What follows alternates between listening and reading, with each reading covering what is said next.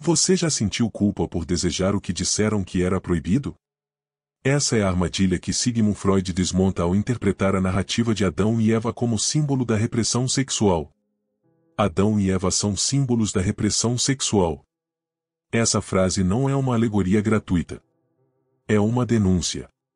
Freud, o pai da psicanálise, não via no Gênesis um relato histórico ou espiritual, mas uma metáfora que revela como as religiões reprimem, desde o início da história humana, os impulsos naturais em nome da moral. Nos próximos minutos, vamos expor 7 reflexões impactantes, com exemplos concretos, que demonstram como a repressão sexual moldou culturas inteiras, impôs culpas e construiu identidades marcadas pelo medo do próprio desejo. Não se trata de pornografia intelectual. É uma análise crua da origem dos nossos conflitos internos. E talvez, da chave para compreendê-los. Contextualização da vida de Sigmund Freud. Sigmund Freud nasceu em 1856, no antigo Império Austro-Húngaro, em uma família judia tradicional. Cresceu entre símbolos religiosos, tabus sociais e o silêncio imposto às questões do corpo. Desde cedo, demonstrou interesse pela mente humana, pela linguagem dos sonhos e pelas origens do sofrimento psíquico. Formou-se em medicina e mergulhou no estudo do inconsciente, dos traumas infantis e da sexualidade humana como força motriz da psique. Freud não era um libertino. Era um cientista que ousou tratar do desejo como fenômeno legítimo, não como pecado. Foi perseguido, ridicularizado, censurado. Mas nunca se calou. Para ele, o mito de Adão e Eva não fala de pecado, mas de repressão. Não aponta uma culpa divina, mas uma construção cultural que condena o desejo e eleva a vergonha à condição de virtude. Principais obras de Freud. A interpretação dos sonhos. Freud revela como os desejos reprimidos, especialmente os de natureza sexual, emergem no conteúdo dos sonhos. O inconsciente é o palco onde o desejo encontra disfarces. 3 ensaios sobre a teoria da sexualidade. Nesta obra, Freud desmonta a ideia de que a sexualidade só começa na puberdade. Mostra que desde a infância já há impulsos, traumas e repressões. O mal-estar na civilização.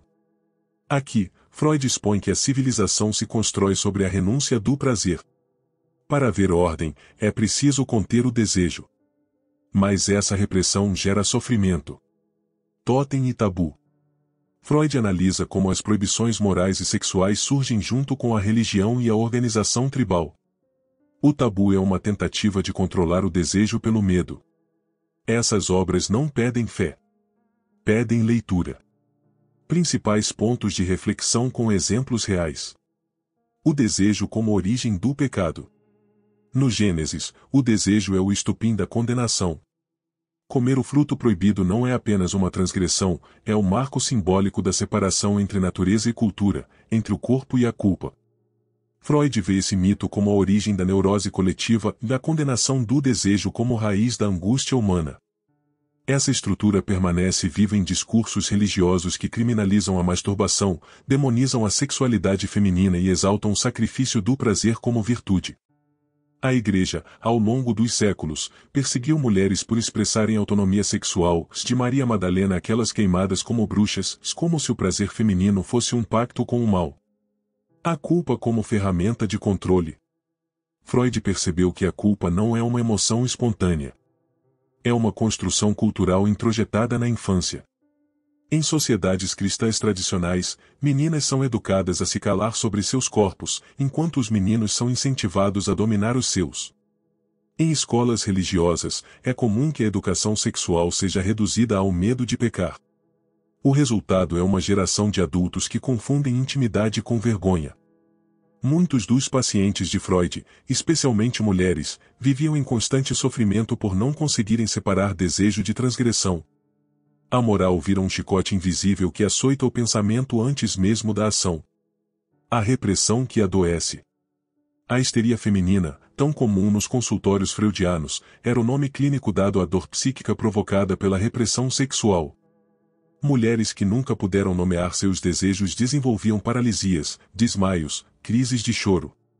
O corpo falava o que a cultura não permitia verbalizar. O mesmo mecanismo se aplica a homens forçados a esconder sua orientação sexual sob a máscara da masculinidade cristã. A repressão não produz ordem espiritual, produz sintomas físicos, angústia crônica e, em casos extremos, suicídio. A virtude imposta como negação do prazer é a semente da enfermidade. O pecado original como repressão original. O dogma do pecado original não apenas inaugura a culpa, mas institui a vigilância sobre o corpo. O gesto de Adão e Eva de cobrirem-se após o pecado inaugura o controle moral sobre a nudez. Desde então, o corpo é suspeito, o prazer é perigoso, o desejo é crime. A história da salvação é escrita sobre a negação da carne. A castidade é elevada à santidade, enquanto o erotismo vira sinal de perdição. O ideal cristão de pureza cria um imaginário onde o corpo é a ameaça e o espírito é a fuga. Isso gera um mundo dividido, onde o humano é constantemente convidado a odiar sua própria natureza. A moralidade sexual como ferramenta de poder. Freud desmonta o discurso religioso que afirma que a moral sexual nasce da virtude. Para ele, nasce da necessidade de dominação. Igrejas impõem normas sexuais não por amor à alma, mas por poder sobre o corpo. Mulheres são submetidas a exigências de pureza, enquanto homens têm seus desvios perdoados com indulgência. Em regimes teocráticos, a mulher pode ser apedrejada por adultério, enquanto o homem é eximido pela cultura patriarcal. O desejo vira campo de batalha onde a religião administra culpa e concessão conforme sua conveniência. O inconsciente como herança da repressão. A religião pode proibir, mas o inconsciente guarda. Sonhos, lapsos, compulsões são formas pelas quais o desejo retorna. Uma mulher criada para sentir vergonha do corpo muitas vezes desenvolve aversão ao toque. Um homem educado para crer que amar outro homem é pecado, pode se tornar agressivo, não por maldade, mas porque não suporta a própria cisão interna.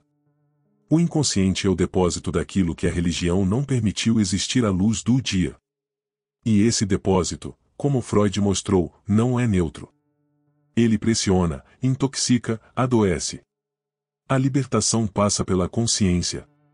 Freud não propõe o hedonismo desmedido. Propõe a lucidez. O desejo precisa ser compreendido, não negado. O sofrimento psíquico nasce da tentativa de amputar partes de si mesmo para caber em modelos morais inatingíveis. A psicanálise é uma proposta de reconciliação com o próprio corpo. Não espiritualiza a dor.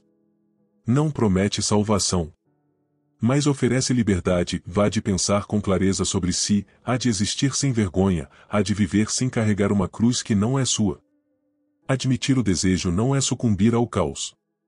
É se levantar da repressão com a dignidade de quem se recusa a mentir para si. Análise da frase. Adão e Eva são símbolos da repressão sexual. Freud não interpretou a Bíblia. Ele a leu como sintoma. Para ele, o Éden não foi perdido por causa do mal, mas porque o desejo foi punido. Adão e Eva representam a ruptura entre o corpo e a moral, entre o desejo e a culpa, entre a natureza humana e o ideal religioso. A nudez se torna vergonha. O prazer vira pecado. E a humanidade nasce sob a égide da repressão. Essa leitura não é uma blasfêmia. É um espelho. E o que ele reflete, muitas vezes, é o medo que ainda temos de aceitar o próprio desejo. Ponto de vista. A frase de Freud não destrói a fé. Expõe sua função. Revela como as religiões, ao controlar o desejo, moldam identidades frágeis, culposas, divididas. E enquanto isso, o sofrimento psíquico se perpetua. Freud não queria acabar com a espiritualidade. Queria tirar a máscara da repressão. Admitir que o desejo é humano não é se render ao caos. É recuperar o que Adão e Eva perderam, da dignidade de existir com o corpo inteiro. O que resta da fé quando ela é desmascarada como repressão? Quantas culpas carregamos que, na verdade, são desejos não permitidos? Será que a moral religiosa nos protege ou nos adoece? Quantas vezes o desejo foi silenciado em nome de um mandamento? Se a religião precisa negar o corpo para afirmar a alma, o que ela está realmente salvando? Se esse conteúdo te tocou, curta o vídeo, compartilhe com alguém que precisa ouvir isso e se inscreva no canal Ensinamentos Brilhantes.